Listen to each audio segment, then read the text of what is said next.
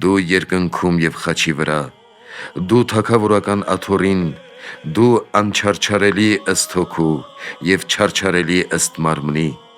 դու անմահ համագոհ հորպես,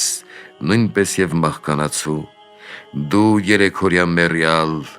դու ծնողի մշտնջենավորակից,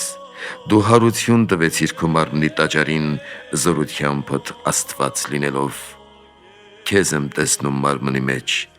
քեզ հավատում եմ տեսնելով, և քեզ Աստված եմ խոստովանում, ընդունում եմ ինչ որ տեսնում եմ, և ում որ նայում եմ իմ ձայնով օրհնում եմ Տեր իմ և Աստված իմ,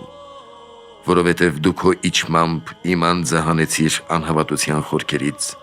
դու քո անմեղ մարմնի վրա մեղքը դատապարտեցիր, դու գերեվարված մարդկանց ազատեցիր, դու ոտնակոխ արեցիր բանսարկուին, երբ կամեցար, դու մեռցրիր մահը քո զորությամբ և մեզ բոլորիս լուսավորեցիր, դու երեքօրյա թաղմամբդ մեռելների հարությունը թողեցիր, դու մարդկանց երկնային,